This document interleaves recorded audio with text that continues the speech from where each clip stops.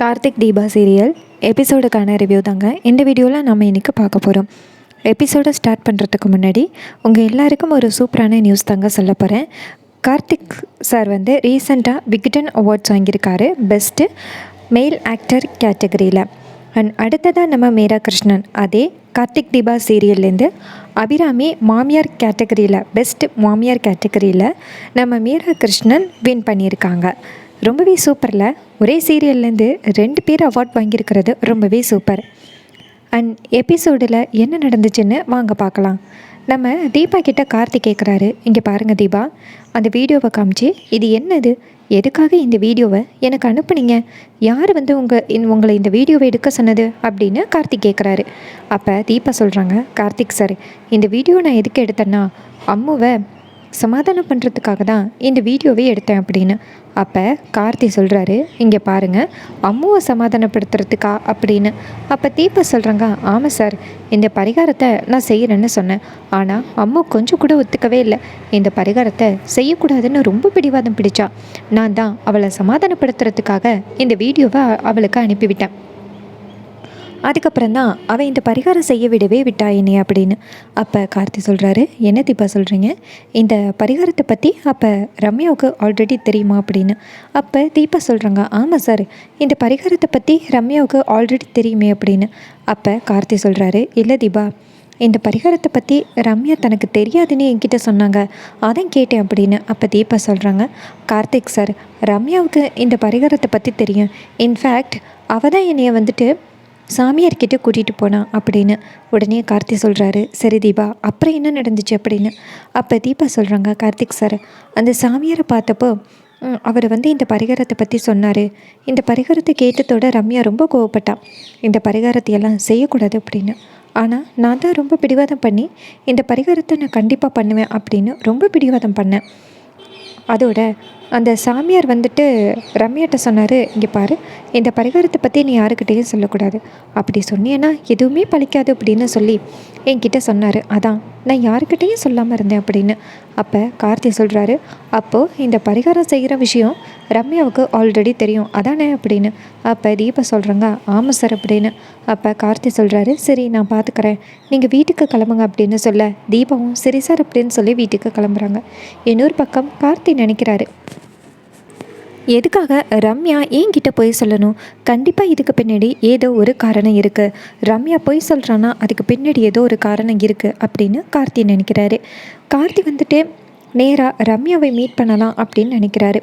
இன்னொரு பக்கம் ரம்யா நேராக வீட்டில் இருக்கும் பொழுது நம்ம அருணாச்சலம் கேட்குறாரு, ரம்யா, இது மாதிரி அந்த பரிகாரத்தை பற்றி சொன்னியல்ல, அதை கேட்கும் பொழுதே இங்கே எல்லாருக்கும் ரொம்ப ஆச்சரியமாக இருக்குது, நீ அபிராமிக்காக நீ இவ்வளோ பரிகாரத்தை செஞ்சேன்னு நினைக்கும் பொழுது ரொம்ப சந்தோஷமாக இருக்குது அப்படின்னு. அதுக்கு ரம்யா சொல்கிறாங்க, இங்கே பாருங்கள், இது எல்லாத்துக்கும் காரணம் அபிராமி மேடம் தான். ஏன்னா நான் வீட்டுக்கு வந்த போதெல்லாம் அவங்க இனி ஒரு மகள் மாதிரி பார்த்துக்கிட்டாங்க. எனக்கு ரொம்ப சந்தோஷமாக இருக்கும். ஏன்னா எனக்கு அம்மா இல்லைன்னு உங்கள் எல்லாருக்குமே தெரியும். அந்த அம்மா இல்லாத குறையாக அவங்க தீர்க்குற மாதிரி எனக்கு இருக்கும். அதனால தான் அவங்களுக்கு ஒரு பிரச்சனைனத்தோட எனக்கு தாங்கிக்க முடியலை. உடனே நானே இந்த பரிகாரத்தை செய்கிறேன் அப்படின்னு தீபா கிட்ட சொல்லிட்டேன் அப்படின்னு. அப்போ அருணாச்சலம் சொல்கிறாரு, ரம்யா, அந்த பரிகாரம் சொன்னார்ல, அந்த குருஜியை பார்க்க முடியுமா அப்படின்னு கேட்க ரம்யா ஷாக் ஆகுறாங்க. என்ன இது, இவனுங்க பரிகாரம்னு பேசிக்கிட்டே இருக்கானுங்க அப்படின்னு. அருணாச்சலம் சொல்கிறாரு, ரம்யா சொல்லு ரம்யா, அவங்கள பார்க்கலாமா அப்படின்னு. அப்போ ரம்யா சொல்கிறாங்க, அதுக்கு என்ன பார்க்கலாமே அப்படின்னு. அப்போ அவர் சொல்கிறாரு, இங்கே பாரு, இது மாதிரி அபிராமி உயிர் பிழைச்சி வந்ததோட அவள் கையால் உனக்கு ஒரு தங்க செயின் போடணும் அப்படின்னு.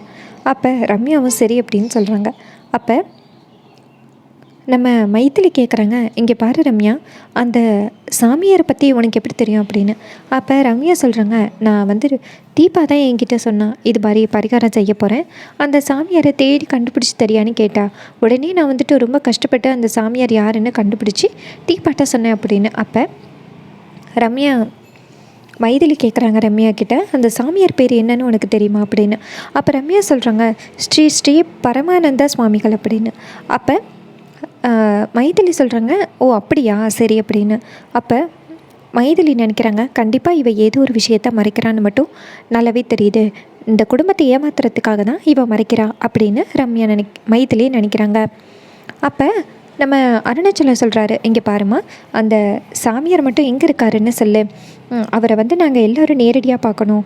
அவர் சொன்ன பரிகாரத்தை நீ செஞ்சதுனால தான் இன்றைக்கி நாச்சியா வந்து உயிரோடு திரும்பி வந்திருக்கா அப்படின்னு. அப்போ ரம்யா நினைக்கிறாங்க, இவர் என்ன அடிக்கடி கேட்டுக்கிட்டே இருக்கார் அப்படின்னு. ரம்யா சொல்கிறாங்க, கண்டிப்பாக வந்துட்டு நான் கூட்டிகிட்டு வரேன் அப்படின்னு. அப்போ அருணாச்சலம் சொல்கிறாரு, இது மாதிரி நீ தான் இந்த வீட்டுக்கு மருமகளாக வந்திருக்க வேண்டியது, ஆனால் கடைசியில் வந்துட்டு தீபா இந்த வீட்டுக்கு மருமகளாக வந்துட்டா அப்படின்னு. அப்போ மைதிலி கேட்குறாங்க, என்ன மாமா சொல்கிறீங்க அப்படின்னு. அருணாச்சலம் சொல்கிறாரு, இது மாதிரி அபிராமி தான் என்கிட்ட சொன்னான். ஃபஸ்ட்டு வந்து நம்ம ரம்யாவை தான் பெண் பார்க்க போகணுமா, ஆனால் ரம்யாவுக்கு மேரேஜில் இன்ட்ரெஸ்ட் இல்லைன்னு சொன்னதுனால நாங்கள் வந்துட்டு திரும்பி வந்துட்டோம். ஆனால் பார்த்தீங்களா, இப்போ தீபாவோட ஃப்ரெண்டாக ரம்யா வீட்டுக்கு வந்திருக்கா அப்படின்னு. அப்போ நம்ம தீபா அந்த இடத்துக்கு வராங்க. வந்துட்டு இந்த ஜென்மத்தில் கண்டிப்பாக கார்த்திக் என்னுடைய ஹஸ்பண்டு தான், அது மாறவே மாறாது அப்படின்னு. இதை கேட்டுட்டு ரம்யா டென்ஷன் ஆகுறாங்க. அப்போ அருணாச்சலம் சொல்கிறாரு, ஆமாம்மா அதுவும் உண்மை தான், கார்த்தி உனக்காக எழுதப்பட்டவன், கண்டிப்பாக வந்துட்டு அவன் வேறு யாருக்கும் வந்துட்டு கிடைக்க மாட்டான் அப்படின்னு சொல்ல நம்ம தீபா சொல்கிறாங்க, ஆமாம்மாம்மா கார்த்திக் வந்துட்டு எனக்கு தான் இந்த ஜென்மத்தில், வேறு யாருக்கும் கிடையாது அப்படின்னு நம்ம தீபா சொல்கிறேன். இது கேட்டுட்டு ரம்யா டென்ஷன் ஆகுறாங்க. அப்போ மீனாட்சியும் மைதிலியும் ஒருத்தர் மூஞ்சி பார்த்துக்கிறாங்க. ஏன்னா அவங்களுக்கு ரம்யா மேலே சின்னதாக டவுட் வந்துட்டு. இன்னொரு பக்கம் ரம்யா நேராக வந்துட்டு தீபாட்ட, சரி தீபா எனக்கு ஒரு முக்கியமான வேலை இருக்குது, நான் போகவா அப்படின்னு சொல்ல தீபாவும் சரி அப்படின்னு சொல்கிறாங்க. இன்னொரு பக்கம் நம்ம கார்த்தி வந்துட்டு நேராக ரம்யாவுக்கு கால் பண்ணுறாரு. ரம்யா ஃபோனை அட்டன் பண்ணி, சொல்லுங்கள் கார்த்தி அப்படின்னு சொல்ல, அப்போ கார்த்தி சொல்கிறாரு, உங்களை நான் கொஞ்சம் மீட் பண்ணலுமே அப்படின்னு. இது கேட்டுட்டு ரம்யா சொல்கிறாங்க, கண்டிப்பாக கார்த்தி அப்படின்னு. அப்போ கார்த்தி சொல்கிறாரு, உங்ககிட்ட நான் லொக்கேஷன் அனுப்புகிறேன், அந்த இடத்துக்கு கரெக்டாக வந்துடுங்க அப்படின்னு. இதை கேட்டுட்டு ரம்யாவும் சரி அப்படின்னு சொல்லிவிட்டு கார்த்தியோட லொக்கேஷன் எங்கே இருக்கோ அங்கே கிளம்புறாங்க. வீட்டில் உள்ள எல்லாருக்கிட்டையும் போயிட்டு வரேன்னு சொல்லிட்டு நேராக கிளம்புறாங்க. நம்ம ரம்யா வந்துட்டு நேராக கார்த்தி இருக்கிற இடத்துக்கு போயிட்டு காரை நிப்பாட்டுறாங்க.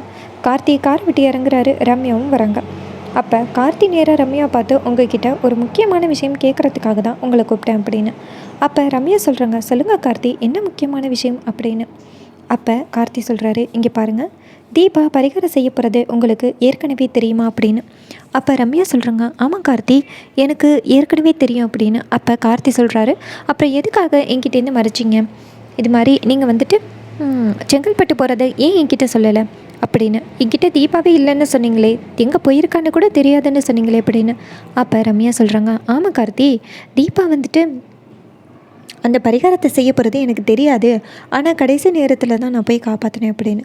அப்போ கார்த்தி சொல்கிறாரு, இங்கே பாருங்கள், நீங்கள் 2 பேரும் தானே சேர்ந்து போயிட்டு அந்த சாமியாரை பார்த்தீங்க அப்படின்னு. அப்போ ரம்யா சொல்கிறாங்க, ஆமாம் நானும் தீபாவும் சேர்ந்து தான் போயிட்டு அந்த சாமியாரை பார்த்தோம். அப்போ அவர் ரொம்ப கஷ்டமான ஒரு பரிகாரத்தை சொன்னார். அப்போ நான் தீபா கிட்ட சொன்னேன், இந்த பரிகாரத்தையெல்லாம் நீ செய்ய வேணாம், இதனால் உன் உயிருக்கு ஆபத்து வரும்னு நான் அவளை எச்சரித்தேன். ஆனால் தீபா கொஞ்சம் கூட கேட்காம அந்த சாமியாரை பார்க்குறதுக்கு கிளம்பி போயிட்டா போல். நானும் எனக்கு ஒரு சந்தேகம், கண்டிப்பாக தீபா அங்கே தான் போயிருப்பா அப்படிங்கிற ஒரு சந்தேகத்தில் தான் தீபாவை உங்களோட சேர்ந்து நானும் தேடினேன். உங்ககிட்ட சொன்னால் கண்டிப்பாக ரொம்ப கோவப்படுவீங்க அப்படிங்கிறதுக்காக தான் உங்ககிட்ட நான் உண்மையை சொல்லாமல் இருந்தேன் கார்த்தி அப்படின்னு சொல்ல. அப்போ கார்த்தி சொல்கிறாரு, இங்கே பாருங்கள், உங்களுக்கு அந்த சாமியாரை எப்படி தெரியும் அப்படின்னு. அப்போ ரம்யா சொல்கிறாங்க, இல்லை நான் விசாரித்தேன், போய் பார்த்தேன்னா அப்போ தான் வந்துட்டு அதுதான் அந்த ஃபேமஸான சாமியார் அப்படின்னு கேள்விப்பட்டேன். உடனே வந்துட்டு அவரை தீபா கிட்டே கொண்டாந்து காமிக்கணும் அப்படின்னு நினச்சி தான் தீபாவை நான் அவர்கிட்ட கூட்டிகிட்டு போனேன் அப்படின்னு. இதை கேட்டதோட கார்த்தி சொல்கிறாரு, ஓ அப்படியா, சரி இப்போ அந்த சாமியார் எங்கே இருக்காருன்னு உங்களுக்கு தெரியுமா அப்படின்னு. அதுக்கு ரம்யா சொல்கிறாங்க, இல்லை இப்போ அவர் எங்கே இருக்காருன்னு தெரியலையே, மாறி மாறி வேறு இடத்துக்கு போயிட்டுருப்பாருன்னு நான் கேள்விப்பட்டேன் அப்படின்னு. அப்போ கார்த்தி சொல்கிறாரு, இங்கே பாருங்கள், உங்களுக்கு அந்த சாமியாரை தெரியுமில்ல, அவர் இருந்த இடம் தெரியுமில்ல, அங்கே கூட்டிகிட்டு போங்க, அங்கே போய் பார்த்தா கண்டிப்பாக ஏதாவது ஒரு வாய்ப்பு கிடைக்கிறதுக்கு சான்ஸ் இருக்குது அப்படின்னு. உடனே ரம்யாவும், எதுக்கு கார்த்தி, கண்டிப்பாக போகலாம் அப்படின்னு சொல்கிறாங்க. அப்போ ரம்யா நினைக்கிறாங்க, இதுக்கு மேலேயும் நம்ம கார்த்திக்கிட்ட மழுப்பினோம்னா கண்டிப்பாக நம்ம மேலே மிஸ்டேக் இருக்குன்னு கார்த்திக் கண்டுபிடிச்சிருவான். அதனால் நாம் அவன்கிட்ட வந்துட்டு எதுவும் பொய் சொல்லக்கூடாது, நம்ம இப்போயே கூட்டிகிட்டு போயிட்டு நமக்கு தெரிஞ்ச இடத்த காமிப்போம், அங்கேருந்து அவன் என்ன கண்டுபிடிக்க போகிறான்னு பார்த்துருவோம். ஏன்னா அந்த சாமியாரே ஒரு போலி சாமியார் தான், அவன் முகத்தில் ஒரு தாடி வச்சு தான் அவனை ஏன் சாமியாரை நடிக்க சொன்னேன். ஸோ கண்டிப்பாக வந்துட்டு கார்த்தி கண்டுபிடிக்கிறதுக்கு வாய்ப்பே இல்லை அப்படின்ட்டு ரம்யா நினைக்கிறாங்க. கார்த்தி சொல்கிறாரு ரம்யா கிட்ட, சரி வாங்க போகலாம் அப்படின்னு. ரம்யாவும் சரி கார்த்தி கண்டிப்பாக போகலாம் அப்படின்ட்டு காரில் போய் உட்கார்றாங்க. அதுக்கப்புறமா சீனசி பண்ணி நம்ம தீபாவை காமிக்கிறாங்க. தீபா அவங்களுடைய ரூமில் உட்காந்துருக்காங்க. அப்போ நம்ம தீபா அந்த தாலியை பார்த்துக்கிட்டே, அத்தை உங்களுக்கு உடம்பு குணமாயிட்டு நீங்கள் சீக்கிரம் வீட்டுக்கு வருவீங்கன்னு எனக்கு நம்பிக்கையாக இருக்குது. இந்த தாலியை உங்கள் புள்ள கையில் கொடுத்துட்டு உங்கள் புள்ள என் கழுத்தில் தாலி கட்டணும், இதுதான் என்னுடைய ஆசை. இந்த தாலியை கேட்டும் பொழுது எனக்கு ரொம்ப பயமாக இருந்துச்சு. இதனால் ஏதாவது பிரச்சனை வருமுன்னு நான் ரொம்ப சங்கடப்பட்டேன். ஆனால் கடவுளாக பார்த்து உங்களை மறுபடியும் பழைக்க வச்சுட்டான். அந்த பரிகாரத்தை நான் செய்யணும் அப்படின்னு தான் நினச்சேன். ஆனால் என்னால் அந்த பரிகாரத்தை செய்ய முடியல. அந்த பரிகாரம் எப்படி வந்துட்டு ரம்யா செஞ்சான்னு கூட எனக்கு தெரியல. இன்ஃபேக்ட் அங்கே என்ன நடந்துச்சுன்னே எனக்கு ஒன்றும் புரியல. ஆனால் ரம்யா பரிகாரத்தை செஞ்சுட்டேன்னு சொன்னால் அதுவே எனக்கு போதும். உங்களுக்காக ரம்யா வேண்டிக்கிட்டு செஞ்சுருக்கா. இதனால தான் இன்றைக்கி நீங்கள் கண் முழிச்சிருக்கீங்க அப்படின்னு ரம்யா அந்த தாலியை பார்த்து சொல்லிக்கிட்டு இருக்காங்க. அந்த தாலியை கொண்டு போய் நேராக சாமி ரூமில் கொண்டு போய் வைக்கிறாங்க. வச்சுட்டு சாமியை கையெடுத்து கும்பிட்றாங்க. அம்மா, இந்த தாலியை நான் எதுக்காக கைட்டினேன்னு உங்களுக்கு தெரியும். அத்தை என்னைக்கு கண் முழிக்கிறாங்களோ அன்னைக்கே அவங்க இந்த தாலியை கார்த்திக் சார் கிட்டே கொடுக்கணும். கார்த்திக் சார் என் கழுத்தில் இந்த தாலியை கட்டணும் அப்படிங்கிறது மட்டும்தான் என்னுடைய ஆசை. அதனால தான் நான் இந்த தாலியை கைட்டினேன்னு உங்களுக்கு தெரியும். நீங்கள் தான் என் அத்தையை பாதுகாப்பாக பார்த்துக்கணும் அப்படின்னு அந்த தாலியை பூஜை ரூமில் வச்சுட்டு தீபா அங்கேருந்து வெளியில் வராங்க. அப்போ நம்ம மைதிலியும் மீனாட்சியும் அந்த இடத்துக்கு வராங்க. அப்போ நம்ம தீபா அவங்கள பார்த்துட்டு சொல்லுங்கக்கா அப்படின்னு சொல்ல, அப்போ மைதிலி சொல்லுவாங்க, உங்ககிட்ட ஒரு முக்கியமான விஷயம் கேட்குறதுக்காக தான் வந்திருக்கேன் அப்படின்னு. அப்போ தீபா கேட்குறாங்க, என்ன முக்கியமான விஷயம்க்கா சொல்லுங்கள் அப்படின்னு. அப்போ மைதிலி சொல்கிறாங்க, ரம்யா உனக்கு எப்படி அப்படின்னு. அதுக்கு தீபா சொல்கிறாங்க, உங்களுக்கு தெரியாதா, ரம்யா எனக்கு சின்ன வயசுலேருந்தே ஃப்ரெண்டுன்னு உங்களுக்கு தெரியாதா அப்படின்னு. அதுக்கு மைதிலி சொல்கிறாங்க, இங்கே பாரு, நான் வந்துட்டு மேரேஜ் ஆன பிறகு ரம்யாவை நான் பார்த்ததே கிடையாது. சின்ன வயசில் நீங்கள் 2 பேரும் நிறையா சண்டை போட்டிருக்கீங்க, விளையாண்டுருக்கீங்க அப்படிங்கிறத உங்கள் அப்பா சொல்லி தான் எனக்கு தெரியும். இன்ஃபேக்ட் உங்கள் அம்மா அப்பா கிட்டே நான் கால் பண்ணி கேட்டேன். அவங்க தான் வந்துட்டு ரம்யா பற்றி சொன்னாங்க. சின்ன வயசில் ரம்யாவும் தீபாவும் சூப்பராக விளையாடுவாங்க அப்படின்னு நான் சொல்லி கேள்விப்பட்டேன். ரம்யா உண்மையில் ரொம்ப பாசமாக இருப்பான்னு கேள்விப்பட்டேன் அப்படின்னு. அப்போ தீபா சொல்கிறாங்க, ஆமாம், அவள் என் மேலே அவ்வளோ பாசமாக இருந்ததுனால தான் அந்த பரிகாரத்தை அவளே செஞ்சுருக்கா அப்படின்னு. அப்போ நம்ம மைதிலி சொல்கிறாங்க, இங்கே பாரு, எனக்கு அதுதான் ஒரு சந்தேகமே. அவன் எதுக்காக மாமியாருக்காக பரிகாரம் செய்யணும்? அங்கே என்ன நடந்துச்சுன்னு உனக்கு ஞாபகம் இருக்கா இல்லையா அப்படின்னு. அப்போ தீபா சொல்கிறாங்க, எனக்கு அதுதாங்க ஒன்றும் புரிய மாட்டேங்குது. நான் வந்துட்டு ஒரு பெண் சாமியாரை பார்த்தேன். அவங்க என் கையில் இந்த கயிறை கட்டி விட்டாங்க. அதற்கு இடையில் என்ன நடந்துச்சுன்னு எனக்கு ஒன்றுமே புரியவே இல்லை. இல்லைன்னா அங்கே என்ன நடந்துருந்துச்சுன்னு எனக்கு ஞாபகம் இருந்திருக்கும் அப்படின்னு. அப்போ மீனாட்சி சொல்கிறாங்க, தீபா அதுதான் சந்தேகமாக இருக்குது. இங்கே பாரு, ஒரு எறும்புக்கு கூட துரோகம் பண்ணணும்னு நீ நினைக்க மாட்டேன். ஆனால் நீ எப்படி ரம்யாவை ஒரு மரப்பெட்டிக்குள்ளே போட்டு அடைச்சி ஆணியை வச்சு அடித்து தண்ணிக்குள்ளே தள்ளியிருப்ப? இதெல்லாம் கேட்குறதுக்கு நம்புகிற மாதிரியா இருக்குது அப்படின்னு சொல்ல, அப்போ தீபா சொல்கிறாங்க, இங்கே பாருங்கள், ஒருவேளை எனக்கு அந்த சூழ்நிலையில் செய்யணும்னு இருந்திருக்கலாம். அதனால தான் நான் அப்படி ரம்யாவை மரப்பெட்டிக்குள்ளே போட்டு அடைச்சி அவளை தண்ணிக்குள்ளே தள்ளி இருக்கலாம். நல்ல வேளை கார்த்திக் சார் வந்து ரம்யாவை காப்பாற்றிட்டாரு. இல்லைன்னா ரம்யாவுக்கு என்ன நிலமை ஆகியிருக்கும் அப்படின்னு. அப்போ நம்ம மீனாட்சி சொல்கிறாங்க, இங்கே பாரு தீபா, அதுதான் சந்தேகமாக இருக்குது. ஒரு சின்ன எறும்புக்கு கூட நீ துரோகம் பண்ண மாட்டேன். நீயா ரம்யாவை மரப்பட்டிக்குள்ளே போட்டு அடைச்சது? எனக்கு என்னமோ ரம்யா மேலே சந்தேகமாக இருக்குது தீபா அப்படின்னு சொல்ல, அப்போ தீபா சொல்கிறாங்க, இங்கே பாருங்கள், 2 பேரும் இப்போ யாரை குறை சொல்லிக்கிட்டு இருக்கீங்க அப்படின்னு. அப்போ மைதிலி சொல்கிறாங்க, இங்கே பாரு, அதை விடு. அந்த ரம்யா வந்துட்டு உன்னைய ஸ்ரீ பரமானந்த சுவாமிகள்கிட்ட தானே கூட்டிகிட்டு போனான். ஆனால் நான் சொன்ன சாமி பேர் என்ன தெரியுமா? வினய் தீர்த்தவர், அவர் பேர் அதுதான். ஆனால் உன்னை வேறு யாருக்கிட்டையோ அந்த ரம்யா கூட்டிகிட்டு போயிருக்கா அப்படின்னு. அப்போ தீபா சொல்கிறாங்க, ஒரு வேளை ரம்யா வந்துட்டு தெரியாமல் கூட்டிகிட்டு போயிருக்கலாம்ல. ஏன்னா நீங்கள் எங்கேயாவது வந்துட்டு அந்த சாமியார் பேரை சொன்னீங்களா? சாமியார் பேரை சொன்னாமல் இருந்தது தான் ரொம்ப தப்பு. நீங்கள் சாமியார் பேரை சொல்லியிருந்தீங்கன்னா இன்னரும் ரம்யா கரெக்டாக அந்த சாமியார்கிட்ட கூட்டிகிட்டு போயிருப்பாங்க. ஆனால் நீங்கள் வேறு சாமியாரை சொன்னதுனால தான் ரம்யாவுக்கு தெரியலை, ஏதோ ஒரு சாமியார்கிட்ட கூட்டிகிட்டு போயிட்டா, அதாக தான் இருக்கும் அப்படின்னு நினச்சி, எனக்கு நல்லது நடக்கணும் அப்படின்னு நினச்சி தான் அவள் கூட்டிகிட்டு போயிருக்கா. நீங்கள் அவளையே குறை சொல்கிறீங்க அப்படின்னு. அதுக்கு மீனாட்சி சொல்கிறாங்க, இங்கே பாரு தீபா, தலைக்கு வந்தது தலைப்பகையோடு போயிட்டு அப்படிங்கிற மாதிரி தான் நீ பரிகாரத்தை செஞ்சு சாக போனது. நல்ல வேளை அந்த ரம்யா வந்துட்டு இடையில வந்துட்டா. இங்கே பாரு, எனக்கு என்னமோ சந்தேகமாக இருக்குது தீபா, எதுக்கும் நீ பாதுகாப்பாக இருந்துக்க. உன் தாலிக்கு ஆசைப்படுறாளோன்னு எங்களுக்கு சந்தேகமாக இருக்குது அப்படின்னு. அதுக்கு தீபா சொல்கிறாங்க, ஐயோ என்ன இப்படி மோசமாக பேசுகிறீங்க? ரம்யா பற்றி உங்களுக்கு என்ன தெரியும்? ரம்யா என்னுடைய சின்ன வயசு பெஸ்ட் ஃப்ரெண்டு. அவள் இந்த மாதிரியெல்லாம் யோசிக்கிறதுக்கு வாய்ப்பே இல்லை. அவள் எனக்கு என்றைக்குமே கெடுதல் நினைக்க மாட்டான். தயவு செஞ்சு இதுக்கப்புறம் ரம்யாவை பற்றி என்கிட்ட தப்பாக சொல்லணும்னா தயவு செஞ்சு இந்த இடத்துக்கு வராதிங்க அப்படின்னு சொல்லிட்டு கோவத்தில் நம்ம தீபா அந்த இடத்துலேருந்து போகிறாங்க. அப்போ மீனாட்சி சொல்கிறாங்க, பாவம் தீபா ஏன் இப்படி புரிஞ்சுக்காமல் இருக்கா அப்படின்னு. அப்போ மைதிலி சொல்கிறாங்க, ஒரு நாள் இல்லைன்னா ஒரு நாள் கண்டிப்பாக தீபாவுக்கு அந்த மைதிலி பற்றின உண்மைகள் தெரிய வரும்.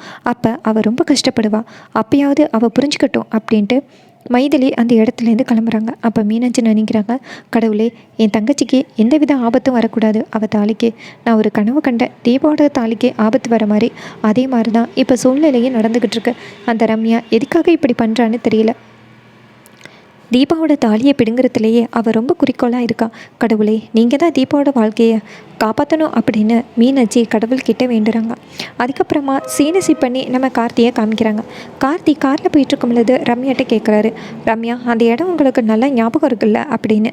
அதுக்கு ரம்யா சொல்கிறாங்க, கண்டிப்பாக கார்த்தி, எனக்கு அந்த இடம் நல்லா ஞாபகம் இருக்குது, கூட்டிகிட்டு போகிறேன் அப்படின்னு. அப்போ கார்த்தி சொல்கிறாரு, இல்லை உங்களுக்கு அந்த இடம் தெரியலைன்னா வேறு யாரையாவது நம்ம துணைக்கு கூட்டிகிட்டு போகலாம்ல, ஆக்சுவலி உங்ககிட்ட யார் அவர் அங்கே இருக்கான்னு சொன்னது அப்படின்னு. அப்போ ரம்யா சொல்கிறாங்க, என் ஃப்ரெண்டு ஒருத்தி தான் சொன்னான், இங்கே உள்ளவங்கக்கிட்டேயும் நான் விசாரித்தேன், அவர் தானே சொன்னாங்க, உடனே நான் வந்துட்டேன் அப்படின்னு. அப்போ கார்த்தி கேட்குறாரு, அந்த ஃப்ரெண்டு யார் அப்படின்னு. அப்போ ரம்யா சொல்கிறாங்க, இல்லை அவள் வந்துட்டு இப்போ ஊரில் இல்லைன்னா அவளையே நான் நேரடியாக கூட்டிகிட்டு வந்துட்டு உங்களுக்கு ப்ரூவ் பண்ணுவேன் அப்படின்னு. அப்போ கார்த்தி சொல்கிறாரு, அதெல்லாம் ஒன்று வேணாம், நீங்கள் அந்த பிளேஸை மட்டும் சொல்லுங்கள், அது போதும் அப்படின்னு. இதை கேட்ட ரம்யாவும், சரி கார்த்தி, கண்டிப்பாக நான் அந்த இடத்துக்கு தான் நான் உங்களை கூட்டிகிட்டு போகிறேன், ஏமாற்ற மாட்டேன் அப்படின்னு. அப்போ கார்த்தி சொல்கிறாரு, சேச்சே நீங்கள் ஏமாத்துறீங்கன்னெலாம் நான் சொல்லவே இல்லை, அந்த சாமியார் எங்கே இருக்கார் அப்படிங்கிறத தான் நான் கேட்குறதுக்காக கேட்டேன், மற்றபடி உங்கள் மேலே நான் சந்தேகப்படுவேனா அப்படின்னு கார்த்தி சொல்கிறாரு. அப்போ ரம்யா நினைக்கிறாங்க, ஏ கார்த்தி, கண்டிப்பாக எனக்கு தெரியும் நீ என் மேலே சந்தேகப்படுற, ஆனால் நான் ஏதாவது சொல்லுவேனா அப்படின்னு எதிர்பார்த்துக்கிட்டே இருக்க, கண்டிப்பாக நான் எந்த வார்த்தையும் நான் வெளியில் சொல்ல மாட்டேன்டா அப்படின்னு ரம்யா நினைக்கிறாங்க. அப்போ ரம்யா வந்துட்டு நேராக கார்த்திக் இன்னும் ஒரு 1/2 கிலோமீட்டர் போனால் போதும், அந்த இடத்துக்கு போயிடலாம் அப்படின்னு. கார்த்தியும் சரி அப்படின்னு சொல்கிறாரு. அப்போ நம்ம கார்த்திக்கு நேராக மைதிலி கால் பண்ணுறாங்க. இன்னொரு பக்கம் மைதிலி வந்துட்டு நேராக மீனாட்சிக்கிட்ட சொல்கிறாங்க, இங்கே பாரு, கண்டிப்பாக தீபா நம்ம என்ன சொன்னாலுமே கேட்க மாட்டா, ஆனால் கார்த்திக் தம்பிக்கிட்ட நம்ம இந்த விஷயத்தை பற்றி சொல்லலாம்ல, கார்த்தி தம்பி யோசனை பண்ணுவார்ல அப்படின்னு. அப்போ மீனாட்சி சொல்கிறாங்க, ஆமாம் மைதிலி, நீ சொல்கிறதும் சரிதான், நம்ம இந்த விஷயத்தை பற்றி கார்த்திக்கிட்ட சொல்கிறது நல்லது அப்படின்னு. அப்போ மைதிலி சொல்கிறாங்க, சரி ஓகே, நான் இப்போவே கார்த்திக்கு கால் பண்ணுறேன் அப்படின்ட்டு கார்த்திக்கு கால் பண்ணுறேங்க. கார்த்தி ஃபோன் அட்டன் பண்ணுறாரு. அப்போ ரம்யா இருக்கிறத பார்த்துட்டு கார்த்தி ரம்யாட்ட சொல்கிறாரு, ஒரு நிமிஷம் இருங்க, முக்கியமான பிஸ்னஸ் கால், பேசிட்டு வரேன் அப்படின்னு சொல்லிட்டு காரை விட்டு இறங்குறாரு. அப்போ ரம்யா பார்க்குறாங்க, கார்த்தி யாருக்கிட்ட பேசுவான் அப்படின்னு. நம்ம கார்த்தி நேராக வெளியில் வந்துட்டு, சொல்லுங்கள் திடீர்னு கால் பண்ணியிருக்கீங்க அப்படின்னு. அப்போ மைதிலி சொல்கிறாங்க, கார்த்தி, நம்ம நினைக்கிற மாதிரி ரம்யா கண்டிப்பாக நல்லவ கிடையாது, அவள் ஏதோ ஒரு விஷயத்த நம்மக்கிட்டேருந்து மறைக்கிறா அப்படின்னு. அப்போ கார்த்தி சொல்கிறாரு, எனக்கும் அதே சந்தேகம்தான் அப்படின்னு. அப்போ மைதிலி சொல்கிறாங்க, உங்களுக்கு என்ன சந்தேகம் அப்படின்னு. அப்போ கார்த்தி சொல்கிறாரு, இல்லை தீபாவும் ரம்யாவும் தான் வந்து அந்த சாமியாரை பார்க்க போயிருக்காங்க, ஆனால் இப்போ இந்த ரம்யாட்ட கேட்க போனால் அந்த சாமியாரை பற்றி எனக்கு வந்து என் ஃப்ரெண்டு தான் சொன்னான், அதனால தான் நான் தீபாவை கூட்டிக்கிட்டு பார்க்க போனேன் அப்படின்னு என்கிட்ட சொல்கிறாங்க. ஆனால் எனக்கு என்னமோ இதுக்கு பின்னாடி ஏதோ ஒரு பெரிய மிஸ்டேக் இருக்கிற மாதிரி தெரியுது, ஆனால் எங்ககிட்ட கேட்டால் சுத்தமாக போய் சொல்கிற மாதிரியே எனக்கு தெரியுது அப்படின்னு. அப்போ மைதிலி சொல்கிறாங்க, தம்பி எனக்கும் அதே சந்தேகம்தான், ரம்யா என்ன சொன்னாங்க தெரியுமா, அந்த சாமியார் பேர் வந்து ஸ்ரீ ஸ்ரீ பரமானந்த சுவாமிகள் அப்படின்னு சொன்னான், ஆனால் வந்துட்டு நான் விசாரித்த வரைக்கும் அந்த சாமியார் பேர் வினய் தீர்த்தான், ஆனால் இவ சொல்கிற பேர் வேறு. ஸோ கண்டிப்பாக இதுக்கு பின்னாடி ஏதோ ஒரு காரணம் இருக்குது கார்த்தி, நீங்கள் தான் கண்டுபிடிக்கணும் அப்படின்னு சொல்ல கார்த்தி சொல்கிறாரு, சரிங்க நான் பார்த்துக்கிறேன் அப்படின்னு சொல்லிட்டு ஃபோனை வைக்கிறாரு. அப்போ மீனாட்சி கேட்குறாங்க, மைதிலி என்னாச்சு அப்படின்னு. அப்போ மைதிலி சொல்கிறாங்க, கார்த்திக்கும் லைட்டாக அந்த ரம்யா மேலே டவுட் இருக்குதான், அதான் ரம்யா கிட்ட அந்த சாமியார் எங்கே இருக்காரு அப்படின்னு கேட்டிருக்காரு கார்த்தி. அப்போ ரம்யா வந்துட்டு திருன்னு முழிச்சிருக்காங்க. உடனே கார்த்தி சொல்லியிருக்காரு, அந்த சாமியார்கிட்ட என்னை கூட்டிகிட்டு போக முடியுமா அப்படின்னு. உடனே ரம்யாவும் சரின்னு சொல்லி அந்த சாமியார்கிட்ட கூட்டிகிட்டு போயிட்டுருக்கா. போயின பிறகு என்ன நடக்குதுன்னு பார்ப்போம், அவள் சொன்னது உண்மையாக பொய்யான்னு இன்னும் கொஞ்சம் நேரத்தில் தெரிஞ்சிடும் அப்படின்னு மைதிலி சொல்கிறாங்க. அப்போ மீனாட்சி சொல்கிறாங்க, சீக்கிரம் அந்த ரம்யாவை பற்றி நம்ம தீபா வந்து புரிஞ்சுக்கணும், ஏன்னா அந்த ரம்யா எப்படிப்பட்டவன்னு நம்மளுக்கு தெரிஞ்சு போச்சு, தீபாவோட தாலியவே பறிக்க நினைக்கிறா, அவள் கண்டிப்பாக நல்லவளாக இருக்கவே மாட்டான், சீக்கிரம் நம்ம தீபாவுக்கு உண்மை புரிய வரணும் அப்படின்னு ரம்யா வந்துட்டு மீனாட்சி வந்து மைதிலிக்கிட்ட சொல்கிறாங்க. மைதிலியும் எனக்கும் அதே தான். இப்போ தான் தீபாவோட வாழ்க்கை நல்லபடியாக அமையுது. இந்த நேரத்தில் இந்த மாதிரி ஆள் தீபாவோட வாழ்க்கையை கெடுக்க போகிறாளே, அதுவும் தீபா கூடவே பெஸ்ட் ஃப்ரெண்டாக இருந்துட்டு இப்படி பண்ணுறாளே, அதான் ரொம்ப கஷ்டமாக இருக்குது அப்படின்னு. அப்போ மீனாட்சி சொல்கிறாங்க, இங்கே பாரு மைதிலி, கண்டிப்பாக தப்பு செய்கிறவங்களுக்கு தண்டனை கிடைக்கும், நீ கவலைப்படாத அப்படின்னு சொல்கிறாங்க. அடுத்ததாக சேனை செட் பண்ணி நம்ம கார்த்தியை காமிக்கிறாங்க. கார்த்தி வந்துட்டு நேராக ரம்யாட்ட சொல்கிறாரு, இது மாதிரி பிஸ்னஸ் கால் தான், மற்றபடி வேறு எதுவும் இல்லை அப்படின்னு. அப்போ ரம்யா நினைக்கிறாங்க, இவன் எதுக்கு வாண்டடாக என்கிட்ட பிஸ்னஸ் கால்னு சொல்லிக்கிட்டே இருக்கான், யார் கால் பண்ணியிருப்பா, ஒருவேளை இந்த சாமியாரை பற்றி ஏதாவது இவனுக்கு இன்ஃபர்மேஷன் கிடச்சிருக்குமா அப்படின்னு ரம்யா நினைக்கிறாங்க. ரம்யா நேராக கார்த்திக்கிட்ட, கார்த்தி எனக்கு என்னமோ அவன் போலி சாமியார் மாதிரி தான் தெரியுது, அவன் நல்லா வந்து என்னை ஏமாற்றிட்டான் அப்படின்னு. அதுக்கு கார்த்தி சொல்கிறாரு, இங்கே பாருங்கள், நீங்கள் விசாரித்து தானே அந்த சாமியாரை பார்க்க போனீங்க, ஸோ கண்டிப்பாக அவர் வந்து போலி சாமியாராக இருக்க வாய்ப்பில்லை, வாங்க போய் பார்த்துட்டு வரலாம் அப்படின்னு சொல்லிட்டு ரம்யாவை கூட்டிக்கிட்டு ரம்யா சொன்ன இடத்துக்கு போகிறாங்க. அங்கே போனதோட அங்கே போய் பார்த்ததோட நம்ம ரம்யா சொல்கிறாங்க, கார்த்தி இந்த இடத்துல தான் அந்த சுவாமி வந்து இருந்தார் அப்படின்னு. அப்போ கார்த்தி சொல்கிறாரு, ஓ அப்படியா, இப்போ எங்கே யாரையுமே காணும் அப்படின்னு. அதுக்கு ரம்யா சொல்கிறாங்க, நான் தான் சொன்னனே கார்த்திக், அவர் ஒவ்வொரு இடத்துக்கு போயிட்டே இருப்பார் அப்படின்னு. அப்போ கார்த்தி சொல்கிறாரு, உங்களுக்கு அப்போ அந்த சாமியாரை தெரியுமா அப்படின்னு. அப்போ ரம்யா சொல்கிறாங்க, நான் அந்த சாமியார்கிட்ட கேட்ட பொழுது அவர் அப்படி தான் சொன்னார், இது மாதிரி இப்போ மட்டும்தான் என்னை பார்க்க முடியும், அதுக்கப்புறம் என்னை பார்க்க முடியாது அப்படின்னு சொன்னார் அப்படின்னு. அதுக்கு கார்த்தி சொல்கிறாரு, இல்லை இது மாதிரி இன்றைக்கி காலையில் தான் வந்து அந்த பரிகாரமே நடந்திருக்கு, இப்போ திடீர்னு அவரை காணும்னு சொல்கிறீங்களா, அதே சந்தேகமாக இருக்குது அப்படின்னு. அப்போ ரம்யா சொல்கிறாங்க, அதான் சார் எனக்கும் ஒன்றும் புரியல, காலையில் தான் வந்து அவரை பார்த்தேன் தீபா கூட, அதுக்கப்புறம் அவர் எங்கே போனாருன்னே தெரியல, நான் ஒரு வேளை சந்தித்தது போலி சாமியாராக இருக்குமோ அப்படின்னு. அப்போ கார்த்தி சொல்கிறாரு, என் தெரியல அப்படின்னு. அப்போ ரம்யா சொல்கிறாங்க, சரி மைதிலி வந்துட்டு நல்லவங்க தானே அப்படின்னு. அப்போ கார்த்தி சொல்கிறாரு, ஏன் அவங்களுக்கு என்ன பிரச்சனை அப்படின்னு. அப்போ ரம்யா சொல்கிறாங்க, இல்லை சாமியாரை பேர் சொல்லி தீபாவை ஏமாத்துறதுக்காக இப்படி சொல்லியிருப்பாங்களோ இன்னும் ஒன்று எனக்கு சந்தேகமாக இருக்குது அப்படின்னு. அப்போ கார்த்தி சொல்கிறாரு, அப்படியெல்லாம் இருக்க வாய்ப்பில்லை, ரம்யா மைதிலி வந்துட்டு ரொம்ப நல்லவங்க, அவங்க தீபாவுக்கு அண்ணி மாதிரி, அவங்க முன்னாடி வந்துட்டு சுத்தமாக வந்துட்டு தீபாவை பிடிக்காது, ஆனால் இப்போயும் பிடிக்காதுன்னு சொல்ல முடியாது, தீபா மேலே அவங்க ரொம்ப பாசமாக இருக்காங்க, கண்டிப்பாக வந்துட்டு அவங்க தீபாவுக்கு எதிராக எந்த வேலையும் பண்ணியிருக்க மாட்டாங்க, நீங்கள் அவங்கள பற்றி தப்பாக நினைக்காதீங்க, நீங்கள் சந்தித்த ஆள் தான் போலியாக இருக்கணும், ஏன்னா அவங்க சொன்ன சாமியார் பேர் வேறு, நீங்கள் சொல்கிற சாமியார் பேர் வேறு அப்படின்னு.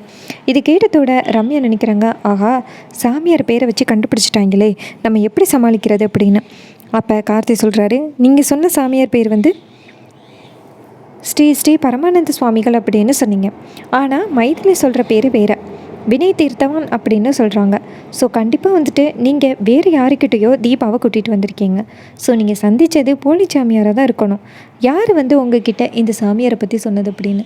அப்போ ரம்யா சொல்கிறாங்க, கார்த்திக் தீபா வந்துட்டு அந்த சாமியாரை பார்க்கணுன்னு சொன்னதோட நான் தீபா கிட்டே கேட்டேன், அந்த சாமியார் பேர் தெரியுமா அப்படின்னு. அதுக்கு தீபா சொன்னால், இல்லை எனக்கு அந்த சாமியார் பேர் தெரியாது, விசாரிக்கணும், எனக்காக நீ விசாரித்து கொடுக்குறியா அப்படின்னு கேட்டா. என் ஃப்ரெண்டு வீட்டில் அவ்வளோ பெரிய பிரச்சனை இருக்கும் பொழுது தனக்காக ஒரு விஷயத்தை கேட்குறான்னா அதை நம்ம செஞ்சு கொடுக்கணும்னா, அதனால தான் கார்த்தி நான் நேராக செங்கல்பட்டுக்கு வந்து எல்லாருக்கிட்டையும் விசாரித்தேன். அப்போ சில பேர் என்ன சொன்னாங்கன்னா, இது மாதிரி இந்த இடத்துல ஒரு ஆசிரமம் இருக்குது, அங்கே தான் அவர் வந்திருக்காரு அப்படின்னு சொன்னாங்க. உடனே நானும் சரின்னு சொல்லி அவரை பார்க்குறதுக்காக இந்த இடத்துக்கு வந்தேன். இந்த இடத்துக்கு வந்தால் நிறைய கூட்டமாக இருந்துச்சு. உடனே நானும் அந்த சாமியாரை போய் பார்த்தேன், அவர் வந்துட்டு நான் நேரடியாக தீபாவை பார்க்கணுன்னு சொன்னார். உடனே நானும் சரின்னு சொல்லி தீபாவை கூட்டிகிட்டு வந்தேன் அப்படின்னு. அப்போ கார்த்தி சொல்கிறாரு, எத்தனை வாரத்துக்கு அவர் இங்கே இருந்தார் அப்படின்னு. அப்போ ரம்யா சொல்கிறாங்க, நான் நாள் தான் வந்து பார்த்தேன், மறுநாளே வந்துட்டு தீபாவை கூட்டிகிட்டு போயிட்டேன் அப்படின்னு. அப்போ கார்த்தி சொல்கிறாரு, கண்டிப்பாக நீங்கள் சந்தித்தது போலி சாமியாராக தான் இருக்கணும், சரி உங்ககிட்ட இந்த பணம் எவ்வளோ வாங்கிக்கிட்டாங்க அப்படின்னு. அப்போ ரம்யா சொல்கிறாங்க, அவன் கிட்டத்தட்ட 5 லட்ச ரூபாய்க்கு மேலே என்கிட்ட வாங்கிக்கிட்டான் சார் அப்படின்னு. இது கேட்டதோட கார்த்தி சொல்கிறாரு, கண்டிப்பாக பணத்துக்காக தான் இப்படி பண்ணியிருக்கணும், ஆனால் தீபாவை எதுக்கு இன்டென்ஷனலாக அவங்கள வந்துட்டு பரிகாரம் பண்ணுறதுக்காக கூட்டிகிட்டு போகணும், அதுதான் சந்தேகமாக இருக்குது அப்படின்னு. அப்போ கார்த்தி சொல்கிறாரு, எனக்கும் அதான் கார்த்தி சந்தேகமாக இருக்குது, தீபாவை இனிமேல் யார் கூப்பிட்டாலும் போகாதன்னு சொல்லிடுங்க, தீபா வந்துட்டு படிக்காதவ அப்படிங்கிறத நல்லா காமிக்கிறா பாருங்க அப்படின்னு. அப்போ கார்த்தி சொல்கிறாரு, தீபாவை படிக்காதவன்னு சொல்கிறதுக்கு உங்களுக்கு யார் ரைட்ஸ் கொடுத்தது அப்படின்னு. அப்போ ரம்யா சொல்கிறாங்க, ஆமாம் கார்த்தி, இப்போ என்கிட்ட அந்த சாமியாரை பற்றி சொல்லியிருந்தா நான் நம்பியிருப்பேனா, அந்த சாமியார் பரிகாரம் அப்படிங்கிறது எல்லாமே படிக்காதவங்களுக்கு தானே அப்படின்னு இதை கேட்ட கார்த்தி செம்ம டென்ஷன் ஆகி, இங்கே பாருங்கள், நீங்கள் வந்துட்டு இதுக்கப்புறம் தீபாவை ஏதாவது சொன்னீங்கன்னா கண்டிப்பாக ரொம்ப எனக்கு கோவம் வந்துடும். தீபா வந்துட்டு அம்மாவுக்கு உடம்பு சரியில்லை அப்படிங்கிறதுக்காக தான் பரிகாரம் செய்கிறதுக்காக ரொம்ப முயற்சி பண்ணாங்க. ஆனால் நீங்கள் தீபாவை பற்றி தப்பாக பேசுகிறீங்க. இங்கே பாருங்கள், உங்கள் ஃப்ரெண்டு தானே தீபா, தீபாவோட கேரக்டரை பற்றி உங்களுக்கு தெரியாதா? அவளை பற்றி ஏன் தப்பாக பேசுகிறீங்க அப்படின்னு.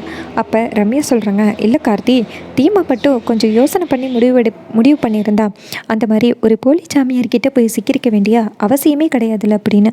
அப்போ கார்த்தி சொல்கிறாரு, இங்கே பாருங்கள், நீங்கள் தான் அந்த சாமியார்கிட்டையே கூட்டிகிட்டு போனீங்க, உங்களால் தான் தீபாவுக்கு அந்த சாமியாரையே தெரியும். ஆனால் நீங்கள் இப்போ தீபா மேலே பழி போடுறீங்க அப்படின்னு. அப்போ ரம்யா சொல்கிறாங்க, கார்த்தி, நீ சொல்கிறது சரிதான், நான் கொஞ்சம் யோசனை பண்ணியிருக்கணும், நான் வந்துட்டு ரொம்ப நம்பிட்டேன் அந்த சாமியார் நல்லவருன்னு நினச்சி அப்படின்னு. அப்போ கார்த்தி சொல்கிறாரு, இங்கே பாருங்கள், யாருக்கிட்டேயும் விசாரிச்சேன்னு சொன்னீங்கல்ல, சரி வாங்க பக்கத்தில் போய் விசாரிப்போம் அப்படின்னு. இது கேட்டதோட ரம்யாவும் சரி கார்த்தி அப்படின்னு சொல்கிறாங்க. அப்போ ரம்யா நினைக்கிறாங்க, ஆஹா, எவனாவது ஒருத்தன் நம்மளை அந்த போலி சாமியார் கூட பார்த்துருந்தா நம்ம செம்மையாக சிக்கிருப்போமே, நம்ம என்ன பண்ணுறது அப்படின்னு ரம்யா நினைக்கிறாங்க. அப்போ கார்த்தி சொல்கிறாரு, இருங்க நான் பக்கத்தில் போய் விசாரணை பண்ணிட்டு வரேன் அப்படின்னு சொல்லிட்டு அந்த கார்த்தி நேராக பக்கத்தில் இருந்த கடைக்கு போகிறாரு. அங்கே போயிட்டு நேராக அந்த ஆள்கிட்ட, இங்கே பாருங்கள், இந்த இடத்துல ஏதாவது ஆசிரமம் இருந்துச்சு அப்படின்னு கேட்க அவர் சொல்கிறாரு, சார் என்னன்னு தெரியல சார், ஒரு 4 நாளைக்கு முன்னாடி இந்த இடத்துல ஒரே கூட்டமாக இருந்துச்சு, நிறைய பேர் வந்துட்டு போனாங்க, ஏன்னு கேட்குறதுக்கு சும்மா வந்துட்டு போனால் 400 ரூபா காசு அப்படின்னு சொன்னாங்க. உடனே அந்த இடத்துக்கு நிறைய பேர் கூட்டமாக போனாங்க. கார்த்தி பக்கத்தில் இருக்க கடைக்கு போகிறாரு. கார்த்தி கடைக்கு போகிறத பார்த்துட்டு ரம்யாவுக்கு பயம் தாங்க முடியலை. கண்டிப்பாக கார்த்தி ஏதோ உண்மையை கண்டுபிடிக்க போகிறான், நம்மளை விரட்டி அடிக்க போகிறான், நம்ம கார்த்தியை அடையணும்னு நினச்சி வந்தோம், கடைசியில் நம்மளுடைய பிளான் இப்படி ஆகிருச்சு அப்படின்னு ரம்யா ரொம்ப பயத்தில் இருக்காங்க. அப்போ நம்ம கார்த்தி போயிட்டு நேராக அந்த கடற்காரர்கிட்ட, இங்கே பாருங்கள், இங்கே என்ன நடந்துச்சு அப்படின்னு கேட்க அப்போ அவர் சொல்கிறாரு, சார் 2-3 நாளைக்கு முன்னாடி ஒரே கூட்டமாக இருந்துச்சு, அங்கே போனால் காசு கொடுக்குறாங்க, இது மாதிரி கூட்டமாக நிற்கணும் அப்படின்னு சொன்னதோட நிறைய பேர் அங்கே போனாங்க. அங்கே போனதோட அவங்களுக்கு காசும் கொடுத்தாங்க. அதுக்கப்புறம் 4 நாளைக்கு அப்புறம் என்னாச்சுன்னு தெரியல, அந்த ஆசிரமத்தை அப்படியே கிளப்பிட்டு போயிட்டாங்க. எனக்கு என்னமோ அந்த இடத்துல ஏதோ தப்பு நடந்த மாதிரி இருந்துச்சு. கண்டிப்பாக அவங்க நல்லவங்க இல்லை, ஏதோ போலி சாமியார் மாதிரி தான் இருந்தாங்க. கண்டிப்பாக யாரோ ஒருத்தவங்களை ஏமாத்துறதுக்காக தான் அத்தனை ஏற்பாடுகளும் நடந்திருக்குன்னு நான் அப்போவே நினச்சேன் அப்படின்னு. அப்போ கார்த்தி சொல்கிறாரு, அவங்கள யாராவது பற்றி உங்களுக்கு தெரியுமா அப்படின்னு. அப்போ அவர் சொல்கிறாரு, சார் அவங்கள பற்றி எதுவும் தெரியாது அப்படின்னு. அப்போ கார்த்தி அந்த கடையில் உள்ள சிசிடிவி கேமராவை பார்க்குறாரு. அதை பார்த்ததோட நேராக அந்த கடைக்காரர்கிட்ட, இந்த கடைக்கு அந்த சாமியார் வந்திருக்கானா அப்படின்னு. அப்போ அவர் சொல்கிறாரு, ஒரு தடவை வந்தான் சார், பீடி வாங்குறதுக்காக வந்தான் அப்படின்னு. இதை கேட்டதோட கார்த்தி சொல்கிறாரு, சரி ஓகே, உங்கள் கடையில் சிசிடிவி ஃபுட்டேஜ் இருக்குல்ல, அதை வச்சு நான் செக் பண்ணி பார்க்கலாமா அப்படின்னு. அப்போ அவர் சொல்கிறாரு, கண்டிப்பாக சார், செக் பண்ணி பார்க்கலாம் அப்படின்னு சொல்லிட்டு சிசிடிவி ஃபுட்டேஜை காமிக்கிறாங்க. ஸோ இதை பார்த்ததோட ரம்யாவுக்கு பயம் தாங்க முடியல. ஆஹா, நம்ம வேறு இந்த கடைக்கு வந்திருந்தோம்னா சித்தமாச்சே, நம்ம இந்த கடைக்கு வரல போலையே அப்படின்னு ரம்யா நினச்சிக்கிட்டு இருக்காங்க. இன்னொரு பக்கம் கார்த்தி போயிட்டு அந்த சிசிடிவி ஃபுட்டேஜை செக் பண்ணி பார்க்குறாரு. அப்போ நம்ம கார்த்தி கரெக்டாக அந்த ஒயிட் அண்ட் ஒயிட் போட்டிருந்த அந்த ஆசாமியை பார்க்குறாரு. பார்த்துட்டு அந்த சிசிடிவியை அப்படியே கட் பண்ணி, சரி இவன் தான் அப்படின்னு சொல்ல, அப்போ கார்த்தி சொல்கிறாரு, இவன் தானா அப்படின்ட்டு ஃபோட்டோ பிடிக்கிறாங்க. அப்போ அந்த ஆள் சொல்கிறாரு, சார் இவனோட இந்த தாடி கூட ஒரிஜினல் மாதிரி தெரியல சார், கண்டிப்பாக அது ஆக்டிங்காக தான் இருக்கும், இந்த மாதிரி தெருவுக்கு 4 பேர் கிளம்பிடுறாங்க போலீஸ் சாமியார்னு சொல்லிட்டு, இந்த மாதிரி ஆளையெல்லாம் சும்மா விடக்கூடாது சார், மக்களை ஏமாத்துறதுக்காகவே இவனுங்க இப்படி வந்திருக்கானுங்க அப்படின்னு. அப்போ கார்த்தி நேராக அதை ஃபோட்டோவை எடுத்து வச்சுக்கிறாரு. ஃபோட்டோ எடுத்து வச்சுக்கிட்டு வெளியில் வராரு. அப்போ ரம்யா கேட்குறாங்க, என்ன கார்த்தி ஏதாவது கிடச்சிச்சு அப்படின்னு. அப்போ கார்த்தி சொல்கிறாரு, அந்த போலீஸ் சாமியாரோட ஃபோட்டோ எனக்கு கிடைக்காம இருந்துச்சு எத்தனை நாளும், இப்போ அந்த போலீஸ் சாமியாரோட ஃபோட்டோ கிடச்சிருச்சு, இதை நான் போலீஸ்கிட்ட ஹேண்ட் ஓவர் பண்ணேன்னா அவனை கண்டுபிடிச்சிருவாங்க, ஸோ அதை வச்சு ஈஸியாக கண்டுபிடிச்சிடலாம் அப்படின்னு. இது கேட்டதோட ரம்யாவும், சரிங்க கார்த்தி, என்னால் முடிஞ்ச அளவுக்கு உங்களுக்கு நான் லீட் கொடுத்துட்டேன், இதுக்கப்புறம் நீங்கள் என்னென்னு கண்டுபிடிச்சிக்கோங்க அப்படின்னு. அப்போ கார்த்தி சொல்கிறாரு, எங்கே ரம்யா கிளம்பிங்க, இங்கே பாருங்கள், உங்களுக்கு மட்டும்தான் தெரியும் அந்த சாமியாரை பற்றி, ஸோ நீங்கள் எங்கே கிளம்புறீங்க, நீங்கள் சொன்னால் மட்டும்தான் என்னால் அவன் தானே அப்படிங்கிறத கன்ஃபார்ம் பண்ண முடியும் அப்படின்னு. அப்போ தீபா சொல்கிறாங்க, இங்கே பாருங்கள், ஏன் உங்களுக்கு தெரியாதா, அதான் தீபா தான் ஹெல்ப் பண்ணுறாங்கல்ல, அப்புறம் என்ன அப்படின்னு. அப்போ கார்த்தி சொல்கிறாரு, இல்லை இருந்தாலும் உங்கள் அளவுக்கு சாட்சி சொல்ல முடியுமா, ஏன்னா உங்களுக்கு தானே தெரியும் அப்படின்னு. இதை கேட்டதோட ரம்யாவுக்கு கொஞ்சம் பயம் அதிகரிக்குது. என்னடா இது, கார்த்தி இப்படி பிளான் பண்ணுறானே அப்படின்னு.